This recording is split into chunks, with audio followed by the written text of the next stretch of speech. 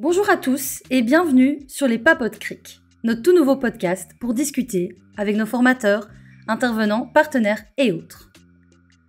Aujourd'hui, nous papotons avec Shannon Goupy, une doctorante au CEDEM, c'est-à-dire le Centre d'études de l'ethnicité et des migrations à l'Université de Liège, dans le cadre de notre tout nouveau concept, quand l'associatif rencontre l'académique, une cartographie de l'antiracisme en Belgique francophone. Tu te demandes quelles sont les luttes antiracistes, qui en sont les acteurs, les actrices et quels sont les enjeux qui y sont liés aujourd'hui en Belgique? Tu veux aussi réfléchir à l'antiracisme dans le contexte belge francophone d'hier et d'aujourd'hui? Eh bien, le vendredi 3 mai, nous avons partiellement répondu à ces questions. Et sans plus attendre, je te propose de découvrir ce que Shannon a à nous raconter.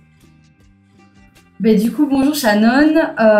Est-ce que tu saurais peut-être présenter un petit peu qui tu es et où tu travailles pour le moment? Ok, bonjour Sarah, bonjour à tous et toutes. Moi, je suis Shannon Goupy et je suis actuellement en train de faire une thèse à l'Université de Liège au Centre d'études de l'ethnicité et de la migration, donc au CEDEM. Voilà, je fais une thèse en sociologie politique. Et quel est le nom de cette thèse? Alors, elle n'a pas encore de nom définitif parce que c'est en cours, mais je travaille sur les mobilisations antiracistes en Belgique francophone, mobilisation contemporaine. Et le CEDEM, tu sais nous expliquer un petit peu ce que c'est?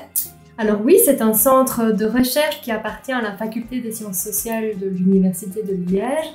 Et ce centre de recherche se concentre sur les questions migratoires. Voilà, c'est un centre interdisciplinaire, on est plusieurs chercheurs, chercheuses. Voilà, c'est très riche. Je sais. Alors aujourd'hui, tu es venue au CRIC, du coup, pour présenter en fait ton travail et ta thèse. Est-ce que tu sais un petit peu nous expliquer en quoi ça consiste plus spécifiquement, le contenu qui a été partagé aujourd'hui et voilà, peut-être que tu peux nous donner peut-être des détails en fait plus approfondis sur ce sur quoi tu travailles en fait. Alors oui, donc comme je vous ai dit, donc, je fais ce qui s'appelle une ethnographie, donc j'essaie de partir vraiment de ce qui se passe sur le terrain et de m'immerger pour construire mes savoirs. Donc là, je suis encore en cours de recherche, donc je n'ai pas encore beaucoup de résultats et d'analyses définitives. Mais aujourd'hui, je suis venue présenter ma cartographie de l'antiracisme en Belgique francophone. Donc c'est une cartographie interactive que j'essaie de répertorier qui sont les acteurs, actrices de terrain de l'antiracisme en Belgique. Et je m'intéresse donc à ce qui se passe aujourd'hui. C'est un peu pour faire un état des lieux. Et ce qui m'intéresse plus spécifiquement, moi, ce sont les processus de coalition et d'alliance, ce que j'appelle les convergences, donc les points de convergence. Et donc voilà, donc pour partir de là, il fallait savoir ce qui se passait sur le terrain. Et aujourd'hui, je suis venue surtout pour échanger avec des acteurs et des actrices de terrain. Pour moi, c'est très important que l'académique soit toujours en conversation avec les acteurs et actrices de première ligne. Et notamment, moi, je travaille beaucoup avec des militants et des militantes. Donc, on n'est pas des chercheurs, chercheuses dans une tour d'ivoire. Je pense que c'est important de travailler main dans la main. Et aujourd'hui, on a échangé autour de ces questions-là, de l'antiracisme en Belgique. On a vu que c'était très complexe, donc on a parlé beaucoup de la notion sociologique de race, évidemment. On a un peu fait une perspective historique. On a vu qu'il y avait un mécanisme global vraiment de différenciation entre les êtres humains, de racisme systémique, et que ça prenait des formes particulières en fonction du contexte, et qu'il y avait différentes formes de racisme et donc différentes façons de combattre dans différentes sphères. Ça a été super riche et on s'est rendu compte tous ensemble que c'était hyper complexe et que c'est pas forcément facile de trouver l'angle d'approche et de trouver comment s'accrocher à ces questions-là, qui sont pourtant des questions de société super importantes. Alors, tu parles de la race. C'est quoi pour toi la race? Moi, j'utilise la race en suivant les approches critiques. Donc, ils considèrent que la race est un construit social et politique historique.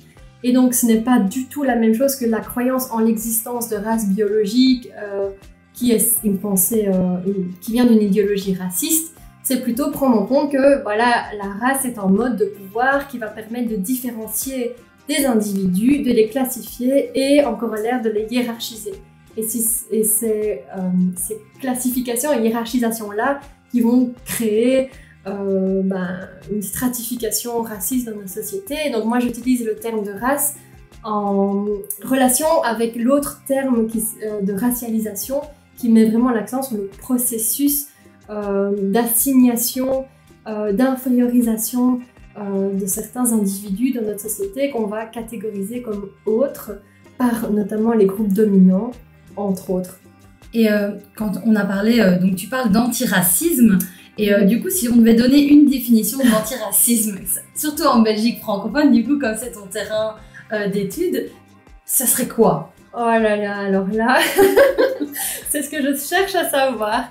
En fait, on ne peut pas parler d'un antiracisme, on ne peut parler que d'antiracisme au pluriel, et il y a une hétérogénéité d'antiracisme autant dans l'histoire, mais aussi aujourd'hui et maintenant.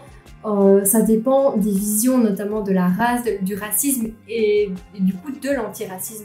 Donc on a des antiracismes, des approches plus institutionnelles, donc on a parlé des lois, des politiques publiques. On a des antiracismes avec une visée plus généraliste qui va se pencher sur le racisme en général. Et puis il y a des antiracismes où ça va plutôt être de visibiliser des voix qui ont été historiquement minorisées et de combattre un système, donc le racisme systémique, un système de pouvoir. Et on va voir que ces antiracismes, il va y avoir aussi différentes causes. Et voilà, ce sont vraiment des antiracismes qui sont en tension. Parfois, il y a des collaborations, mais je suis toujours en train d'interroger les acteurs, actrices de terrain. Mais tout ce que je peux dire, c'est qu'on peut parler que d'une diversité d'antiracisme. Il n'y a pas d'antiracisme belge. Et donc, si tu devais, on va dire, donner une date en fait pour les premières luttes antiracistes, ça serait quoi? Alors, c'est très compliqué parce que ça dépend ce qu'on cadre aussi comme antiracisme ou pas. L'antiracisme officiel, donc qui se nomme comme tel, en Belgique est né au sortir de la Deuxième Guerre mondiale, avec notamment l'association qu'on connaît aujourd'hui sous le nom de MRAX. Mais il ne faut pas oublier que les personnes migrantes, dès leur arrivée et installation, se sont mobilisées. Et donc il y a aussi toute une série de luttes qu'on ne va peut-être pas considérer comme antiracisme, mais qui font partie de la lutte contre le racisme et les discriminations. Donc je sais pas vraiment par où jusqu'on pourrait remonter pour être honnête, parce que c'est vraiment des résistances à des systèmes de domination qui sont là depuis assez longtemps. Mais je pense qu'il y a un consensus que l'antiracisme officiel, c'est au sortir de la Seconde Guerre mondiale. Ok.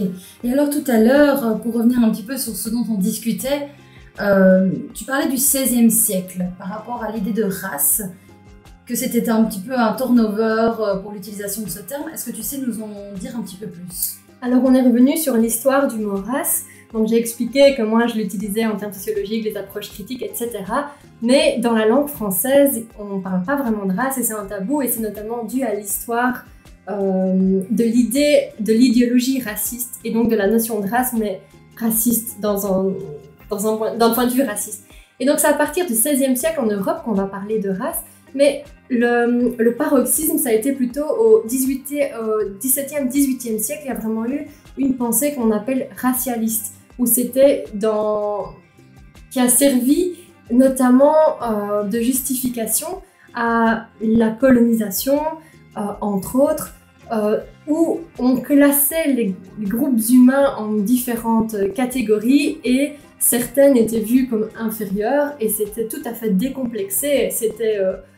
L'anthropologie notamment a participé à cette catégorisation, et évidemment ce sont les personnes qui étaient en position de pouvoir qui ont été la norme. Donc ça a été les Européens blancs qui se sont vus comme au-dessus de l'échelon racial et qui ont vu alors tous les autres groupes humains comme étant inférieurs et même plus ou moins proches du règne animal. Et il y avait vraiment une déshumanisation, etc. Et donc c'est à ce moment-là, on va dire 18e siècle, que cette pensée racialiste, vraiment qui vient d'une idéologie raciste, a eu son apogée. Donc c'est né avec l'anthropologie, puis on a vu en anthropologie qu'en fait il n'y avait pas vraiment des différences comme ça entre les groupes humains. Et donc on a un peu abandonné cette idée, en tout cas racialisante, enfin racialiste. Et puis la génétique a pris le relais, la biologie a pris le relais, la génétique a pris le relais, jusqu'à ce On prouve scientifiquement qu'il n'y a pas de race au pluriel, de race humaine, il y a une seule race humaine. Mais ça n'enlève pas les rapports de pouvoir entre les humains. C'est pour ça qu'on peut parler de race sociale. Voilà. Ok. Et alors moi j'ai une petite question pour toi parce que tu as une posture particulière en tant que femme blanche, blonde en plus. Les yeux bleus, j'ai la totale. Est-ce que dans le cadre de ton étude, ça pose parfois des soucis ou tu es parfois confrontée à une réaction de la partie adverse enfin, voilà, je ne sais pas comment l'expliquer, mais voilà, est-ce qu'il y a des choses que tu veux peut-être partager aujourd'hui liées à ça? Alors, poser des soucis, je ne sais pas si je dirais ça comme ça, mais dès le départ, j'ai pris en considération ce qu'on appelle la positionnalité, donc d'où on expérience et d'où on voit les choses. Et je pense que c'est pas anodin quand on est une personne blanche. Il faut vraiment prendre en considération ça quand on parle et qu'on étudie l'antiracisme. Donc je pense que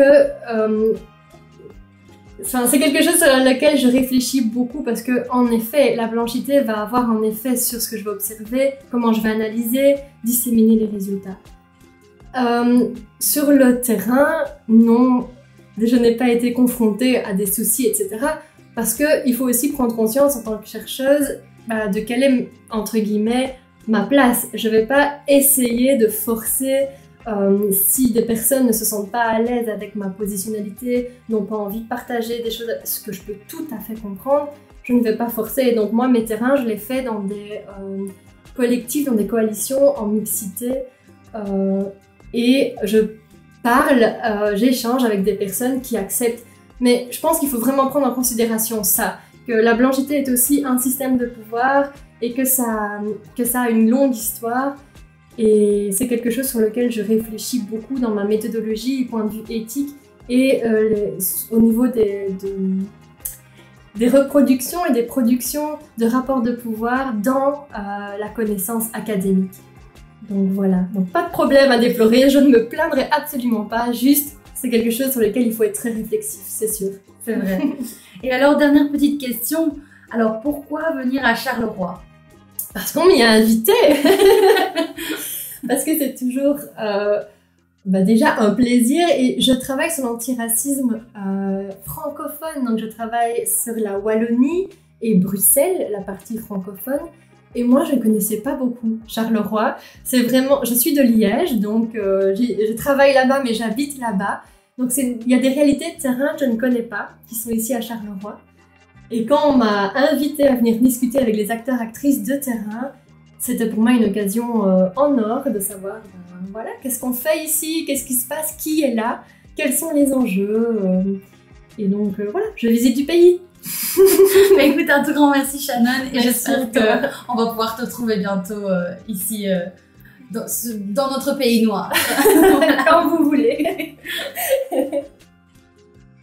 Chers auditeurs, ce moment touche bientôt à sa fin. Mais avant, petite correction. Le paroxysme de la pensée racialiste et de la théorie raciale est au 19e siècle et non au 18e. Merci à tous pour votre écoute. Nous espérons que ce moment papote avec Shannon Goupy vous a plu. N'hésitez pas à partager vos réflexions, ressentis et commentaires. À bientôt pour un nouveau Papote Cric.